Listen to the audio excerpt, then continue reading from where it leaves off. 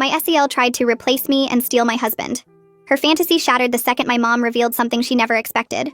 My brother Kyle had been dating this woman Rachel for about 3 months when she came to her first family dinner at our parents' house.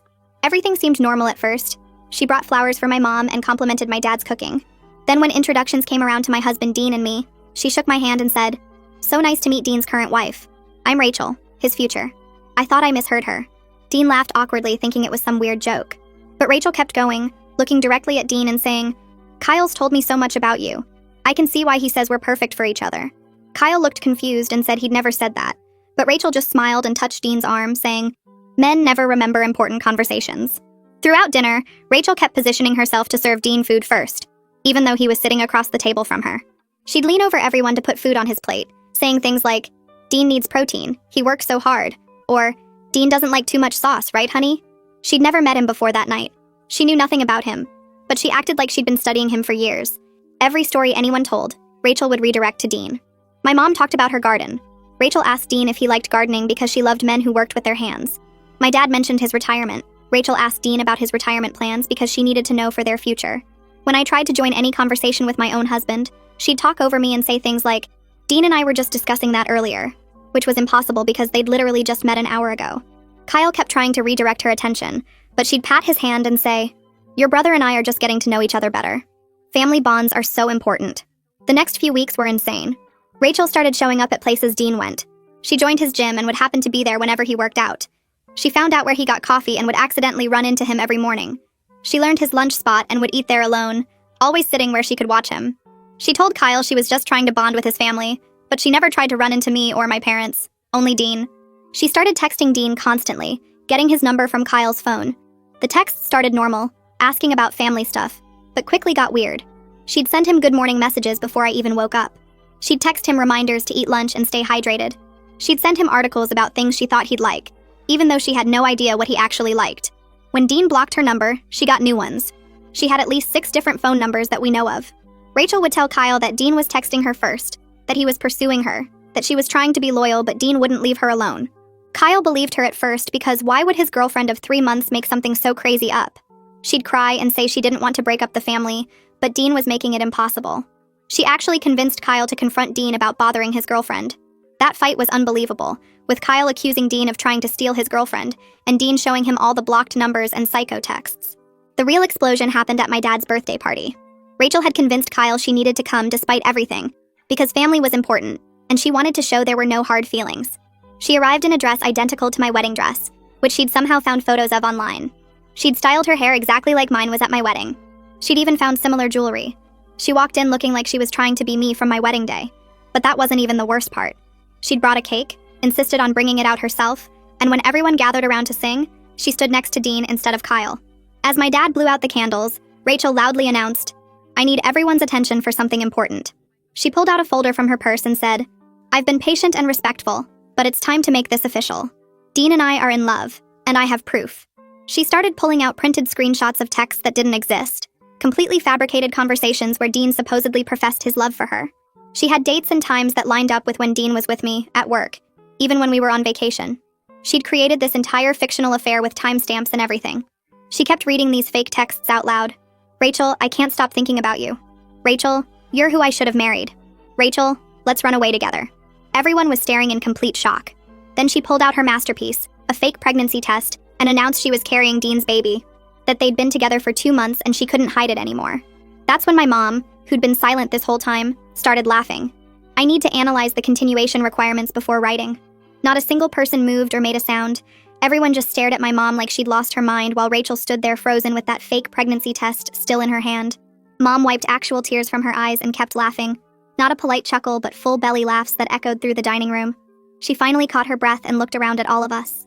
"This is the most ridiculous thing I've seen in 40 years of family gatherings, and I've seen your uncle try to deep fry a frozen turkey." Rachel's face changed from that smug, triumphant look to total confusion as Mom walked straight toward her. My mom is only 5'3", but she moved across that room like she owned it, and Rachel actually took a step back. Mom reached out and plucked the pregnancy test right out of Rachel's hand before she could react. She held it up to the light, turning it slowly so everyone could see it clearly. "This is still in the plastic wrapper," Mom announced loudly. "You can see the edge of the packaging right here in your printed photo where you tried to Photoshop it out." Rachel's mouth opened and closed, but nothing came out. Mom kept going, her voice calm but sharp. Let me tell everyone what's actually been happening here. Rachel has been dating Kyle for exactly 3 months as of last Tuesday. She met Dean for the first time 5 weeks ago at a family dinner. Right here in this house, actually. Since then, she's been stalking him at his gym, his coffee shop, his lunch spot, sending him texts from at least 6 different phone numbers that we know of. I've been keeping track of every single incident Kyle mentioned, every blocked number, every weird gym appearance, every time she showed up somewhere Dean happened to be. Mom pulled a small notebook from her cardigan pocket, and I had no idea she'd been documenting everything. Rachel finally found her voice and tried to interrupt, but Mom just held up one hand. I'm not finished. How exactly could you be 2 months pregnant with Dean's baby when you've never been alone with him even once?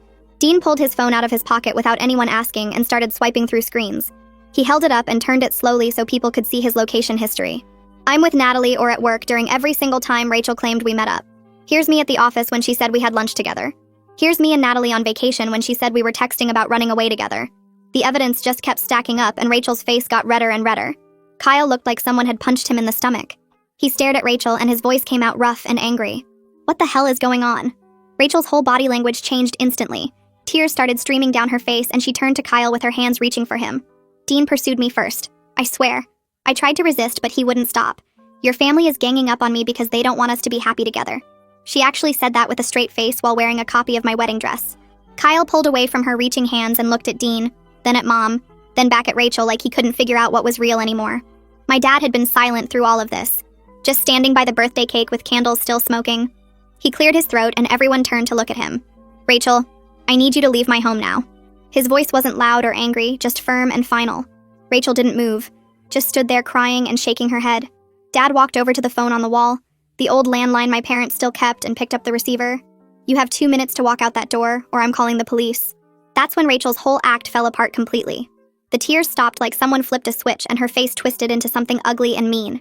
She started screaming at the top of her lungs about how we were all jealous, how Dean and she had a connection none of us could understand, how she knew they were meant to be together, and we were trying to keep them apart. She was still wearing that white dress that looked exactly like mine from my wedding, and the whole scene felt like watching someone have a breakdown in slow motion. Kyle moved toward her and grabbed her arm, not rough but firm, trying to guide her toward the door. She spun on him so fast I thought she might hit him. You were just a placeholder. She spat the words right in his face. I only dated you to get close to Dean. You were never anything more than a way to meet him. The look on my brother's face made me want to grab Rachel myself and throw her out. Before anyone could do anything else, our doorbell rang and then someone knocked hard on the front door. Dad went to answer it and 2 police officers walked in, looking around at all of us standing there in this frozen, horrible moment. Our neighbor Mrs. White called about screaming, one officer said. Is everything all right here? Rachel's face changed again instantly, back to crying and scared. She pointed at all of us and told the officers we were attacking her, that she came to a family party, and we all ganged up on her for no reason. The officers looked at the situation, at Rachel in her white dress, at the rest of us clearly dressed for a birthday party, at the cake still sitting on the table. One officer asked if we could all step outside and talk calmly. Dean held up his phone before anyone moved. I have evidence of 3 months of stalking and harassment. He started showing the officer his screen, swiping through blocked numbers, saved text messages, screenshots of Rachel showing up at his gym and workplace. I jumped in and explained the whole pattern, how Rachel dated my brother just to get access to Dean, how she'd been following him and texting him constantly even after he blocked her repeatedly. The officers took statements from everyone while Rachel stood there getting quieter and quieter. When they finally spoke to her directly and asked for her side, she just kept insisting Dean had pursued her first, but she couldn't show any proof. The officers looked at Dean's phone full of evidence, looked at all of us giving consistent stories, looked at Rachel standing there alone in a wedding dress at someone else's birthday party. They told Rachel very clearly that she needed to stay away from our entire family, that if she contacted any of us again or showed up anywhere near us, she'd be arrested for stalking and harassment. Rachel walked out to the police car with one officer following her, while the other stayed to get our contact information. The second officer told us to call immediately if she contacted any of us again, and handed Dean a card with a case number written on the back. When both police cars finally pulled away, Kyle dropped into one of the dining room chairs like someone cut his strings. He put his head in his hands and started apologizing to Dean and me over and over, saying he should have believed us from the start, that he was an idiot for falling for her lies. Dean sat down next to him and put a hand on his shoulder, but didn't say anything because what could you say to that? My mom walked over and pulled out the chair on Kyle's other side. She told him that manipulative people are experts at making you doubt reality, that it's what they do best. Then she got up and went to her desk in the corner of the living room, came back with a small notebook. She'd been keeping detailed notes of every incident Kyle had mentioned, every time Rachel showed up somewhere she shouldn't be, every blocked number Dean told us about. Mom said she suspected Rachel was building towards something exactly like this, and she wanted evidence ready. Kyle looked at the notebook full of dates and times and locations, all written in Mom's neat handwriting. The rest of the evening turned into this weird processing session where everyone who'd been at the party stayed and talked about what they'd witnessed. My dad's coworker mentioned he'd noticed Rachel positioning herself to always be in Dean's line of sight during dinner.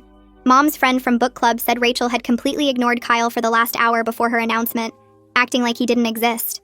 One of our cousins pointed out that Rachel had been taking photos of Dean all night on her phone, pretending to take party pictures but always zooming in on him. Every person had noticed something off about her behavior, but nobody wanted to say anything during the party because it seemed too weird to be real. Dean and I finally left around 11 when things started winding down. We drove home in silence for the first few minutes before Dean admitted he'd been more scared than he let on. The escalation from showing up at his gym to faking a pregnancy felt dangerous to him, like she was losing touch with reality faster than any of us realized. He said he was relieved it finally exploded publicly, where everyone could see her delusion, instead of her doing something worse in private. I reached over and held his hand while he drove, and we didn't talk much after that, because there wasn't much left to say. The next morning, my phone rang at 7, and it was Kyle calling to tell us Rachel had been texting him non-stop since the police dropped her off at her apartment. He'd been awake all night reading her messages that alternated between desperate apologies and wild accusations. She claimed we'd set her up at the party, that the pregnancy test was real, and we'd somehow switched it, that Dean was lying about everything to protect his reputation. Kyle forwarded me some of the messages, and they were completely unhinged, full of caps lock and random accusations that made no sense. Dean and I sat at our kitchen table and decided right then that we needed to document everything and file for a restraining order. We spent the whole morning gathering evidence, pulling up all the blocked numbers from Dean's phone, taking screenshots of every text Rachel had sent him, writing down witness statements from everyone at the party who'd seen her behavior. Kyle came over around noon with his own documentation about Rachel's stalking pattern, including the times she'd lied to him about Dean pursuing her. 2 days later, we were sitting in the courthouse waiting area, surrounded by other people who all looked tired and stressed. A victim advocate came out and called our names, led us back to a small office. She sat down across from us and listened to the whole story without interrupting, taking notes the entire time. When we finished, she told us she'd seen similar obsessive behavior before in her work. She warned us that Rachel might escalate further before accepting that her fantasy wouldn't become reality, that restraining orders sometimes make stalkers more desperate before they finally back off. The temporary restraining order got approved that same day based on all the stalking evidence we'd brought. The judge looked through Dean's phone records showing the blocked numbers, read the witness statements from the party, listened to Kyle's testimony about the manipulation. Rachel was now legally required to stay 500 feet away from Dean, me, our home, and Dean's workplace. The advocate gave us copies of the order and told us to keep them with us at all times in case Rachel showed up somewhere. Kyle moved back in with our parents that week because he couldn't stand being in the apartment he'd shared with Rachel. He told Mom he felt embarrassed and angry at himself for not seeing through her manipulation sooner, for believing her lies about Dean. Mom set up his old bedroom and told him to stay as long as he needed. 48 hours after the restraining order was served, Dean's office building security called him to say someone matching Rachel's description was in the lobby asking for him. Security had already called the police when she refused to leave after being told Dean wasn't available. Dean stayed in his office on the 3rd floor while security kept Rachel contained downstairs. 2 police officers arrived within 10 minutes, recognized Rachel's name from the restraining order in the system, and arrested her right there in the lobby. She spent that night in jail before her parents bailed her out the next morning. 2 days after Rachel's arrest, Kyle called me around noon sounding exhausted and confused. He said Rachel's mother had just spent 40 minutes on the phone with him apologizing and crying. The woman admitted that Rachel had done this before with other men, that she'd had what she called obsessive episodes that the family thought therapy was helping control. Kyle's voice shook when he told me that Rachel's mom said they'd hoped the therapy was working, but clearly Rachel had stopped taking it seriously. The conversation got worse from there because Rachel's mother revealed details about Rachel's past that made our situation feel even more disturbing. She explained that 2 years ago, Rachel became fixated on her own sister's husband, a man who was happily married with 3 kids and had never shown Rachel any interest whatsoever. Rachel convinced herself they were soulmates despite him being completely unavailable and uninterested in her.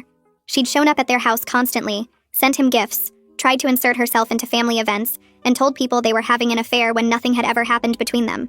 The sister's family had to get lawyers involved, and eventually Rachel's parents moved her to another state, hoping the distance would help her move on and start fresh. Kyle felt sick hearing all this because it meant Rachel's behavior with Dean wasn't some weird anomaly, but an actual pattern she'd done before. The restraining order hearing happened a week later on a Tuesday morning at the county courthouse. Dean and I arrived early with all our documentation organized in folders, and Kyle met us in the hallway looking nervous about having to testify against someone he'd dated. Rachel showed up 15 minutes before the hearing started with a lawyer her parents had hired, and I barely recognized her at first. She wore a conservative navy dress with a cardigan, had her hair pulled back neatly and looked completely normal and put together. Gone was the wedding dress copycat and the manic energy from my dad's party. She acted calm and composed, nodding politely to the bailiff and sitting quietly with her lawyer, like this was just a routine misunderstanding between friends who'd had a disagreement. The judge called the hearing to order and asked Dean to testify first about the stalking allegations. Dean stood up and walked to the witness stand, then spent 20 minutes laying out the entire timeline of Rachel's behavior. He showed the judge his phone records with months of blocked numbers, screenshots of the constant texts and documentation of every time Rachel had shown up at his gym, coffee shop, or lunch spot. The judge looked through each piece of evidence carefully, asking Dean specific questions about dates and times and Rachel's exact words and messages. Kyle testified next and described how Rachel had manipulated him throughout their relationship, using him as a way to access Dean and lying constantly about who was pursuing whom. My brother's voice stayed steady, but I could see his hands shaking slightly as he explained how Rachel convinced him that Dean was the one bothering her, that she was trying to be loyal to Kyle, but Dean wouldn't leave her alone. He told the judge about the 6 different phone numbers Rachel obtained after Dean blocked her, about her showing up everywhere Dean went, about the fake texts she'd created claiming an affair that never existed. Then it was my turn to testify, and I walked up to the stand feeling angry all over again about what Rachel had put our family through. I described the wedding dress incident in detail, how Rachel had somehow found photos of my wedding online and recreated my entire look down to the jewelry and hairstyle. I explained how she'd announced a fake pregnancy at my dad's birthday party in front of our entire family, pulling out fabricated text messages with timestamps that proved she'd created an elaborate fictional affair.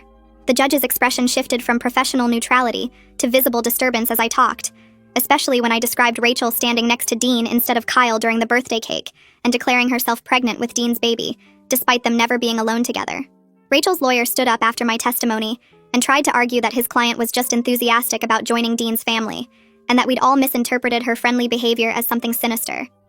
He suggested that Rachel was simply trying hard to bond with her boyfriend's family, and that her actions came from a place of wanting to fit in rather than obsession. The judge cut him off immediately and said that friendly behavior doesn't include fake pregnancies, identity theft, creating fabricated text conversations, or violating someone's personal space after being asked repeatedly to stop. The judge's tone made it clear he wasn't buying the lawyer's spin on Rachel's actions. After hearing all the testimony and reviewing the evidence, the judge granted a 3-year restraining order and told Rachel directly that she needed to seek serious mental health treatment. He warned her that any further violations of the order would result in criminal charges and possible jail time, that this wasn't a game and stalking was a serious crime that he took very seriously in his courtroom. Rachel sat there looking calm and nodded like she understood, but there was something blank in her expression that made me uncomfortable. Kyle started seeing a therapist the following week to process everything that had happened with Rachel. He came over to our house after his second session and told me he felt stupid for believing Rachel's lies about Dean pursuing her, for not seeing through her manipulation sooner. I reminded him that Rachel was clearly very good at lying and making people doubt their own perception of reality, but Kyle said his therapist was helping him understand that gaslighting works specifically because it's designed to make victims question themselves. The therapist explained to Kyle that manipulative people are experts at creating confusion and making their targets feel responsible for the manipulator's behavior. 3 days after the restraining order was finalized, Rachel's parents contacted my parents directly to apologize for their daughter's behavior. They offered to pay for any security measures we needed, like cameras or alarm systems, and they promised to make sure Rachel stayed in treatment and followed the court's orders. My mom accepted their apology on the phone, but made it very clear that Rachel needed serious professional help before she hurt someone, that this pattern of obsessive behavior toward unavailable men was dangerous and couldn't be ignored anymore. My dad told them he appreciated their willingness to take responsibility, but that their daughter had caused real trauma to our family, and particularly to Kyle, who'd been manipulated and used. Dean changed his gym membership the next week and started varying his daily routine to avoid any possible accidental contact with Rachel. He switched to a gym across town, started getting coffee at different places each morning, and changed up his lunch spots so there was no predictable pattern Rachel could track. It frustrated him to have to alter his entire life because of her behavior, to give up his favorite places and routines because someone couldn't respect basic boundaries. But we both agreed that safety had to come first, that avoiding any chance encounter with Rachel was worth the inconvenience of changing habits. I watched my husband restructure his whole daily schedule and felt angry that Rachel's obsession was still affecting our lives, even with a restraining order in place. 2 weeks after the restraining order was finalized, Dean got a call from his coworker Mike during dinner. Mike asked if Dean knew someone named Jennifer Hayes because she'd sent him a friend request on social media with a message saying she was Dean's cousin and wanted to connect with his work friends. Dean pulled up the profile on his phone and his face went pale. The profile picture showed Rachel, but the hair was different and she was wearing glasses. The bio said Jennifer worked in marketing and loved hiking, but the photos were definitely Rachel in various disguises and angles. Mike said something felt weird about the request, so he looked closer at the profile and noticed it was only created 3 days ago with very few friends. Dean told Mike it was Rachel using a fake identity and asked him to report the account and block it immediately. Mike did it right there on the phone and said he'd warn the other guys at work. We called the police that same night and filed another report. The officer who came to take our statement said this was a clear violation of the restraining order, because Rachel was attempting to contact Dean through his coworkers, even if the contact was indirect. He took screenshots of the fake profile and Mike's friend request message as evidence. The detective handling our case called us the next morning. He explained that Rachel's pattern suggested she might eventually move on to a new fixation, because obsessive personalities sometimes shift targets when one becomes too difficult to access. But he warned us we needed to stay alert, because these types of people are hard to predict, and some never let go of their chosen target. He said the fake social media account showed Rachel was still actively trying to find ways around the restraining order, which meant she hadn't accepted reality yet. The detective added that he'd seen cases where stalkers gave up after a few months, and cases where they persisted for years. He couldn't tell us which type Rachel would turn out to be, so we needed to keep documenting everything and reporting every violation no matter how small it seemed. Dean forwarded the detective's advice to all his coworkers in an email. He felt bad about dragging his work into this mess, but everyone was really understanding and supportive. His boss even offered to have security review their office access protocols to make sure Rachel couldn't get into the building. A month after the restraining order, Kyle called me sounding nervous. He said he'd gone on a date the night before with someone he met through a friend. Her name was Sarah, and they'd grabbed coffee and talked for 2 hours. He said it went well, but he kept second-guessing everything she said and looking for warning signs. He asked me if it was too soon to be dating again, or if he should wait longer. I told him there was no right timeline and he should do what felt comfortable. Kyle said his therapist encouraged him to start socializing again when he felt ready, because avoiding relationships completely would let Rachel's damage define his future. But he admitted he was scared of missing red flags again, and ending up with another person who seemed normal at first, but turned out to be lying about everything. I reminded him that Rachel was an extreme case, and most people don't fabricate entire personalities and stalk their boyfriend's brother. Kyle laughed and said his therapist told him the same thing. He decided to keep seeing Sarah, but take things really slow and trust his gut if anything felt off. My mom organized a family dinner 2 weeks later specifically to talk about supporting Kyle. She invited me, Dean, my dad, and Kyle to her house for what she called a family meeting. When we all sat down, Mom said she wanted to make sure Kyle knew we didn't blame him for anything Rachel did. Kyle tried to brush it off, but Mom cut him off.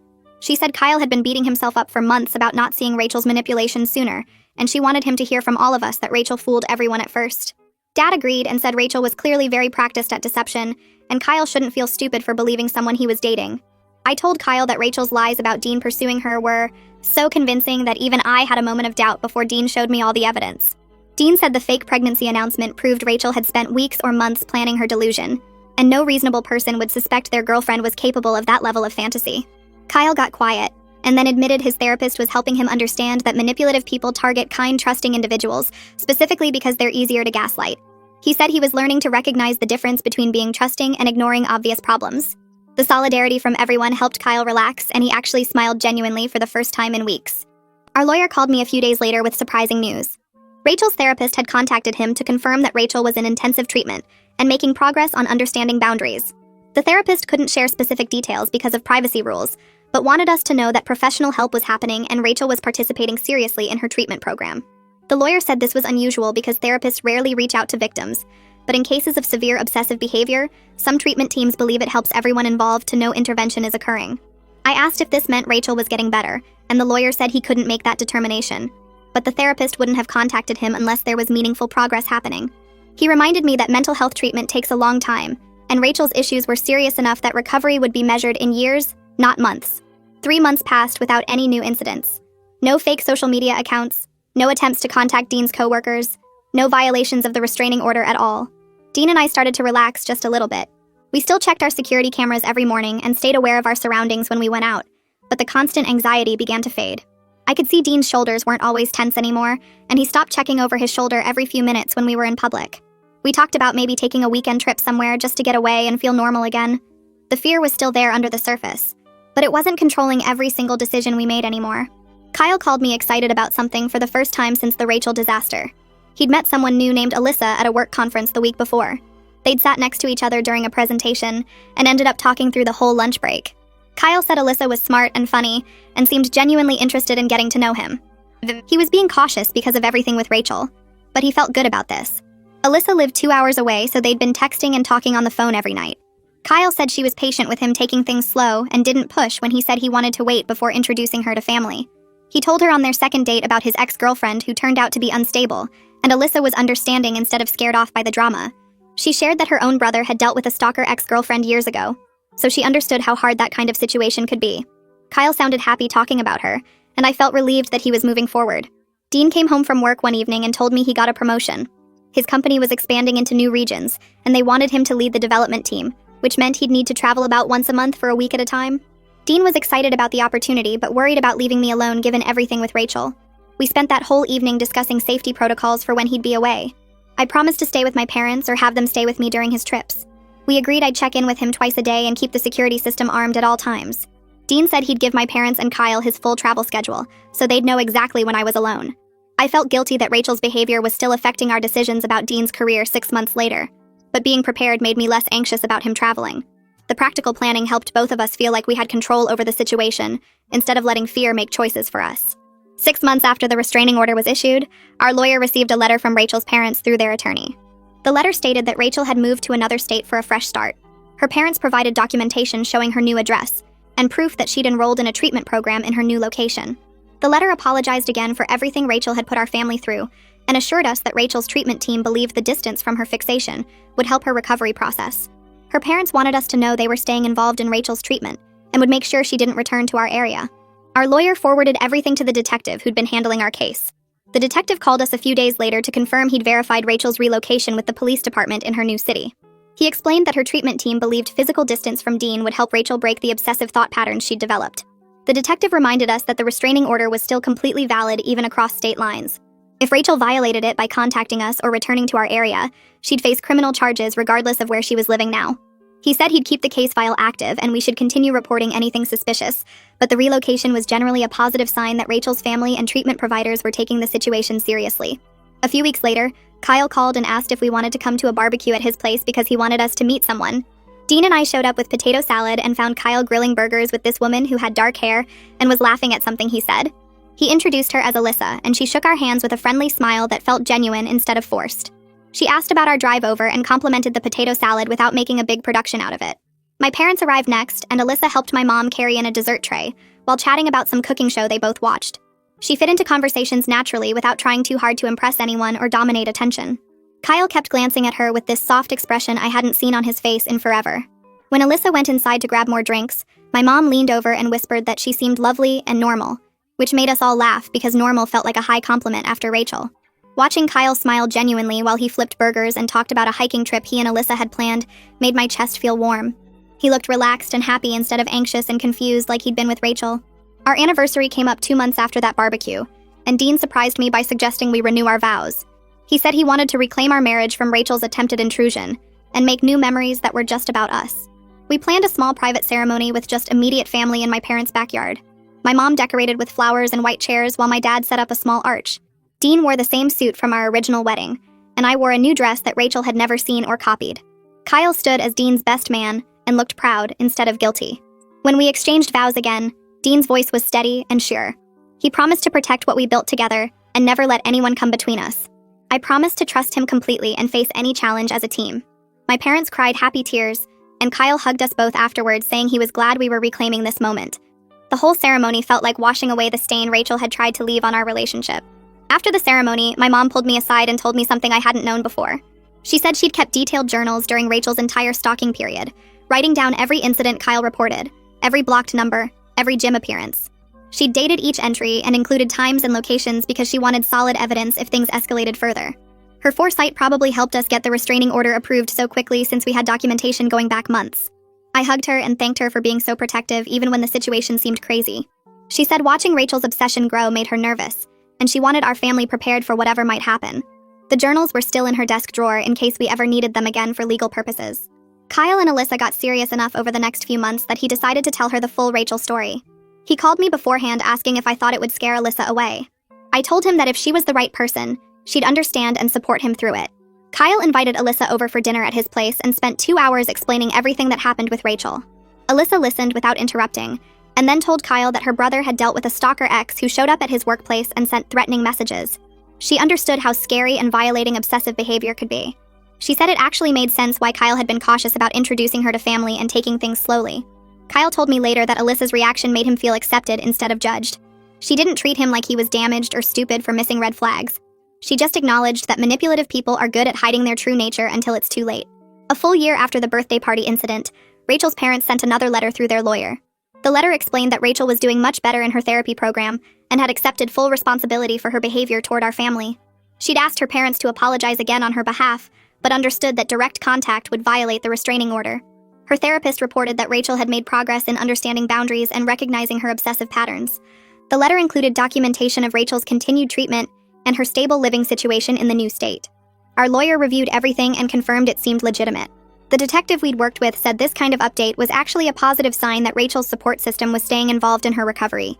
Dean and I spent an evening discussing whether we'd ever be comfortable with Rachel apologizing directly after the restraining order expired in 2 more years. Dean said he didn't think he'd ever want to hear from her again because her behavior had been too disturbing. I agreed that we didn't need her apology to move forward with our lives. We'd already processed what happened and built our peace without requiring anything from her.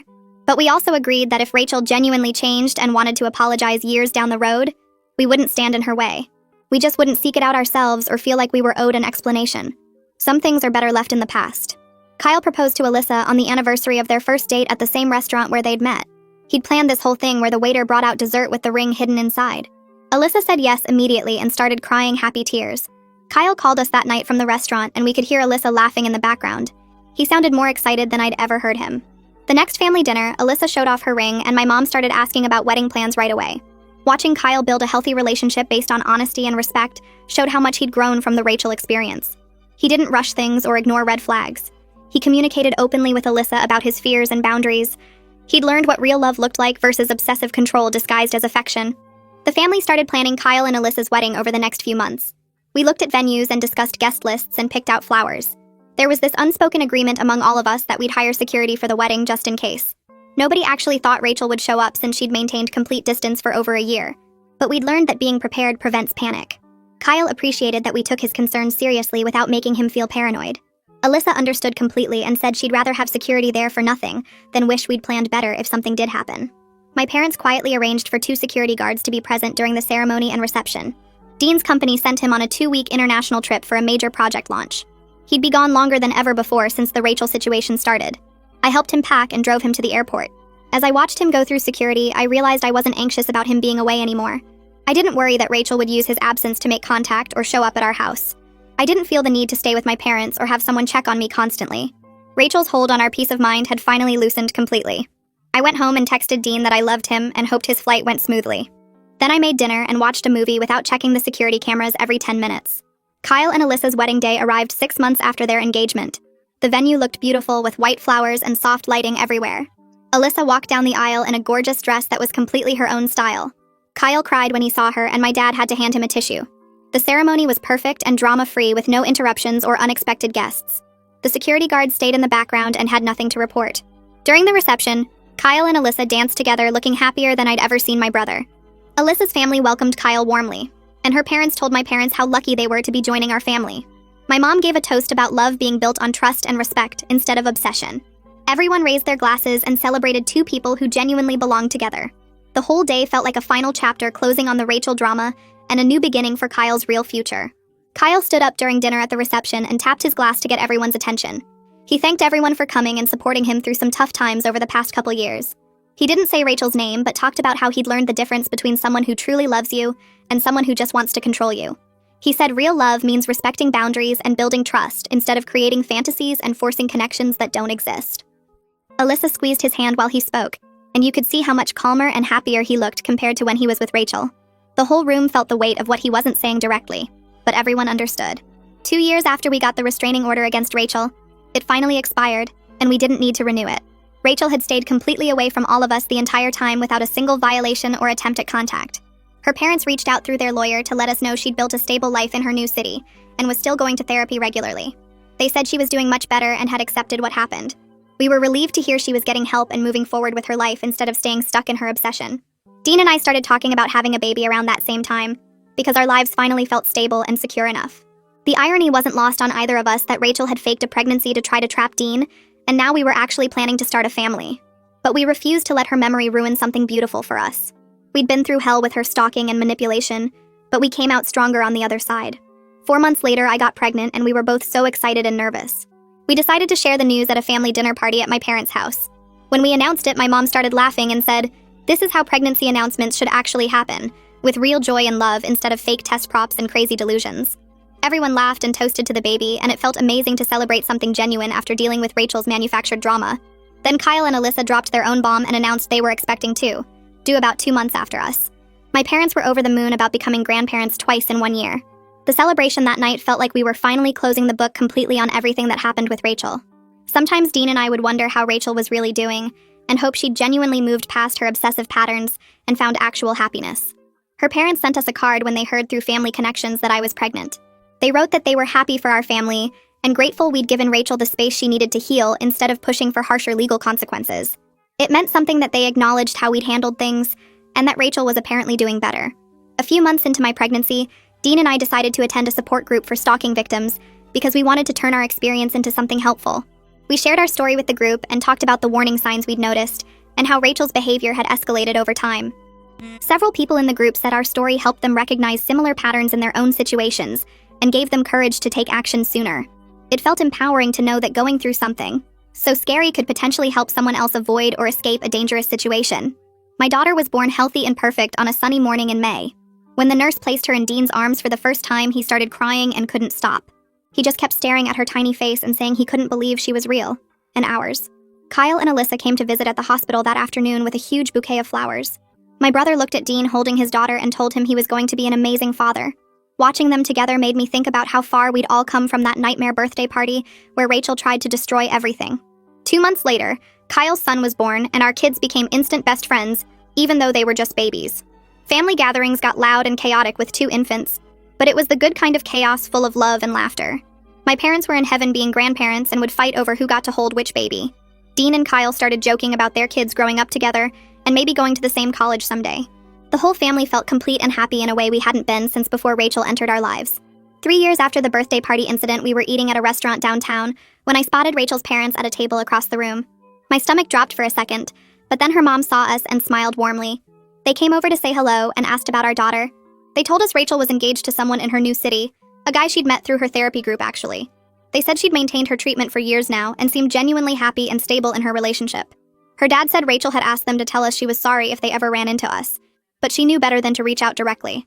They thanked us again for giving her space to get better instead of pressing charges that could have ruined her future completely. We told them we were happy Rachel found someone real and built an actual relationship instead of living in a made-up fantasy. Her dad shook Dean's hand and thanked us one more time for not pressing charges when we could have, saying it would have destroyed any chance Rachel had at recovery and a normal life. Walking back to our car that night, I felt genuinely glad she was doing better, not because I forgave what she did, but because knowing she moved on made it easier to stop looking over our shoulders. 6 months later, Dean came home with news about another promotion at work, a big jump that came with enough money for us to seriously consider a bigger house. We spent weekends driving around looking at neighborhoods with good schools and yards big enough for our daughter to run around in. The day we found our house, I knew it was right the second we walked through the door, 4 bedrooms and a huge backyard with old trees perfect for climbing.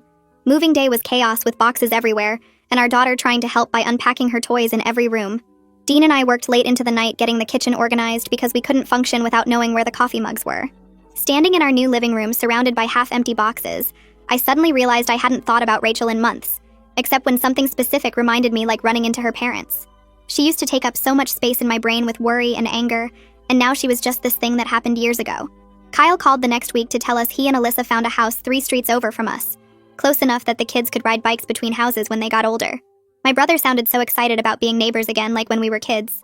The day they moved in, our daughter and Kyle's son played in the yard together, while the adults hauled furniture, and you could already tell those two were going to be inseparable growing up.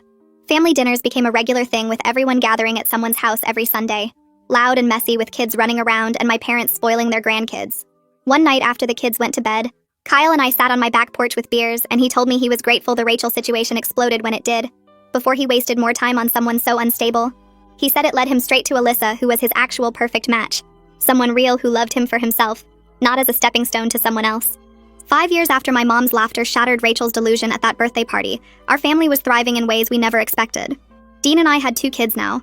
Kyle and Alyssa were talking about a third, and my parents were living their best life as full-time grandparents. We learned through everything that sometimes the best way to handle crazy is refusing to play along with someone else's fantasy, and that real love gets built on truth and honesty, not obsession or manipulation.